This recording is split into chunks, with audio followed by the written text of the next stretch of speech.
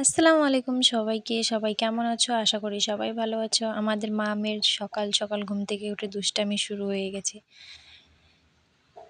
দেখো ওর পাপা এখানে গরুটা বাঁধার জন্য বাইরে নিয়ে যাচ্ছিল। ওই সময় ওই গরুটাকে ও ধরবে। ও বারবার ওখানে যাওয়ার জন্য জেদ করছিল। আর ওর পাপা ওটাকে নিয়ে চলে গেছে। দেখো নিয়ে চলে গেছে ও যাবে ওখানে। ওর পাপা কেন ওকে নিয়ে গেল না? মুখটা কেমন করে আছে দেখো। আমি বলছি সবাইকে টাটা করে দাও। বাড়িতে কেউ নেই জানো, এখন দেখো কত কাজ বাকি আছে, বাসন ধোয়ার আছে। আর মেয়েকে নিয়ে কি আর এগুলো করা সম্ভব বলো তো? আমার মতো কে কে এভাবে বাচ্চা নিয়ে কাজ করো আমাকে একটু কমেন্ট করে জানাবে তো। আমার বড় কিছুক্ষণ পরে চলে যাবে, সেও কাজে বেরিয়ে যাবে। আমার শ্বশুর শাশুড়িও বাড়িতে নেই, আমি একাই করছি মেয়েকে নিয়ে। কয়েকটা জামা ধুয়ে দিয়েছি ওর পাপার আর ওর। ঘরটর এগুলো সব ঝাড়টার দেওয়া হয়ে গেছে, এখন শুধু ওই সেগুলো বাকি আছে। কাপড় চোপড় ধুবো, বাসন মাজবো, আবার রান্না বসাবো।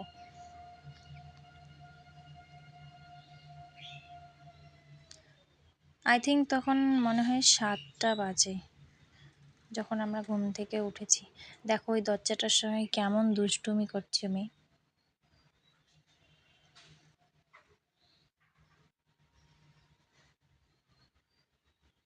ওর পাপা আসছিল, ওর পাপাকে দিয়েছি, ওর পাপা ওখানে নিয়ে খেলছে ওকে। আমি ওর পাপাকে বললাম তুমি একটু ধরো, তারপরে আমি ফটাফট করে মেজে নিয়েছি। আর আমি পুরো ভিডিওটা বানাতে পারিনি কারণ আমার স্টোরেজ পুরো ফুল হয়ে গিয়েছিল। আমার ভিডিও একাই বন্ধ হয়ে গেছে, আমি টেরও পাইনি। একা হাতে এইভাবে সামলাইলে না অনেক প্রবলেম হয়। ছোট না, একা কোথাও বসায় রাখতেও ভয় লাগে। এরপরে আমি রান্নাঘরে চলে আসলাম। এখানে এসে আমি ভাত বসিয়ে দিব, ওই জন্য একটু উনানটা ধরিয়ে নিয়েছি। আমি খুব তাড়াহুড়ো করছিলাম যাতে তাড়াতাড়ি আমি সব কিছু কমপ্লিট করে দিতে পারি। ওর পাপা একটু ধরেছে, আমি ওকে বললাম যে তুমি ধরো, আমি রান্নাটা বসিয়ে দেই, পরে তখন তুমি কোথায় যাবে যেও। এখানে আমি ডিম আর আলুর জন্য জল দিচ্ছিলাম, এটা সেদ্ধ করার জন্য দিচ্ছিলাম আমি। ওর পাপা এখন ওকে নিয়ে রান্নাঘরে চলে আসছিল, তখন আমার মোবাইলটা বন্ধ হয়ে গেছে। তারপরে আমার একটা পার্সেল আসছিল, মেয়ের জন্য একটা মিশো থেকে ড্রেস অর্ডার করেছিলাম।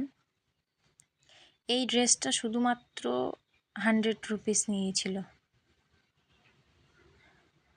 100 টাকায় এই ড্রেসটা যথেষ্ট সুন্দর, যথেষ্ট।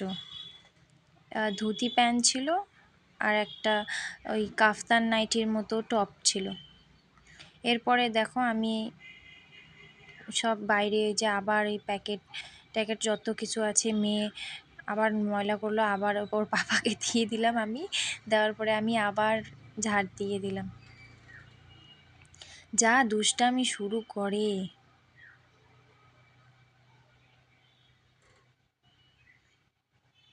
কিন্তু যখন ওর পাপা ওকে নেয় না, তখন আমার কাজগুলো খুব তাড়াতাড়ি আমি করে ফেলি এবং খুব ভালো লাগে আমার কাজগুলো। ফট তাড়াতাড়ি হয়ে যায়। এই দেখো আমি ওদিকে ঝাড় দিচ্ছিলাম আর ওর পাপা ওকে কলা খাওয়াচ্ছিল। বাপ বেটির দুষ্টুমি। তারপরে এই যে আমি ঘরটা ঝাড় দিতে আসলাম, আর আমার মেয়ে দেখো কীরকম দুষ্টুমি করছে। ও পুরো ঘরটার মধ্যে শুধু ঘুরে বেড়াচ্ছে। আমি যেদিকেই ঝাড় দিচ্ছি ও খালি সামনে সামনে যাচ্ছে। ওকে বলতেছিলাম বিছানার মধ্যে উঠতেও, বিছানাতেও উঠবে না। নতুন নতুন হাঁটা শিখেছে না, থাকতেই চায় না, কোলেও থাকতে চায় না। কি করব বলো, বাচ্চা মানুষ বোঝে না তো, ওকে তো ওভাবে নিয়ে আমাকে চলতেই হবে, তাই না?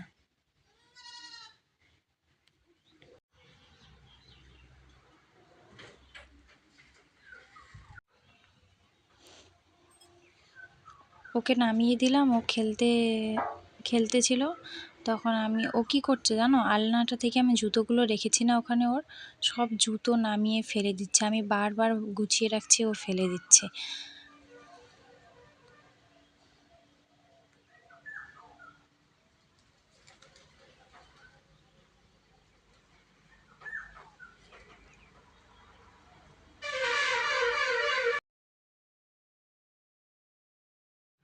হয়ে গেছে আমার গুছানো।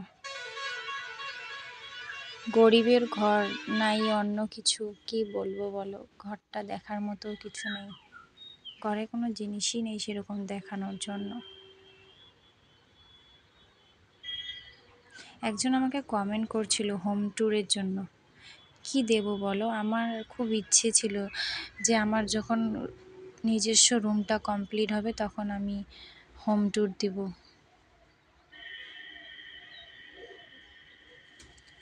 এখন আল্লাহই জানে কবে পূর্ণ হবে। দেখো দেখো আমার মেয়ের দুষ্টুমিটা দেখো, আমাকে ব্ল্যাঙ্কেটটা ভাঁজ করতেও দিচ্ছিল না। তারপরে আমরা রেডি শেডি হয়ে বাজারে গিয়েছিলাম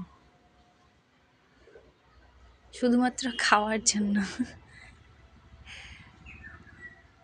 এই দেখো বাজার থেকে আসার পরে আমার মেয়ের দুষ্টুমিটা দেখছো।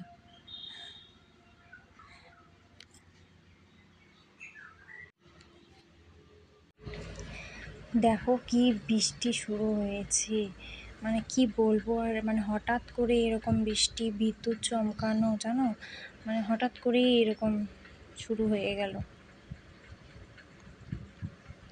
আর আমার মতো কার কার বিদ্যুৎ চমকালে ভয় লাগে সেটা একটু বলো।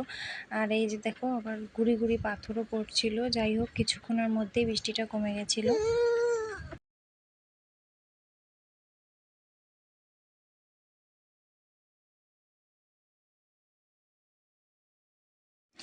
আর রাতে দেখো ওর বাবা লাগাবে গরুর ঘরের লাইট, তার জন্য ঠিক করছিল। আর এই দেখো একবার তার টানছে, একবার লাইটটা নিয়ে নিচ্ছে, কি অত্যাচার করছে। ওদিকে দেখো আবার নিয়ে চলে গেল, আবার নিয়ে আসবে, এরকম দুষ্টুমি করেই যাচ্ছে ওরা বাপ বেটি। ওই দেখছো। এরপর আমি আর ভিডিওটা রাত্রেবেলা কন্টিনিউ করতে পারিনি এবং আমি এন্ডও করতে পারিনি ভিডিওটা। তার জন্য এটা পরের দিনকার ভিডিও। পরের দিনে এখানে ওকে চান টান করিয়ে আমি ওকে ক্রিম লাগিয়ে দিচ্ছিলাম, তখন ও ক্রিমটা ও লাগাতে চাচ্ছে আমার কাছ থেকে, হ্যাঁ, আর আমি দিতে চাইনি দেখি দেখো কি করে এখন কান্না করবে। কান্না তো যেমন তেমন কান্নার ঢং করছে। এরপর আমাদের শিলবাটাটা মানে ধারটা নষ্ট হয়ে গেছে, তো তাই একটা লোক আসছে, তখন এই লোকটাকে দিয়ে ধারটা করাচ্ছিলাম আর কি।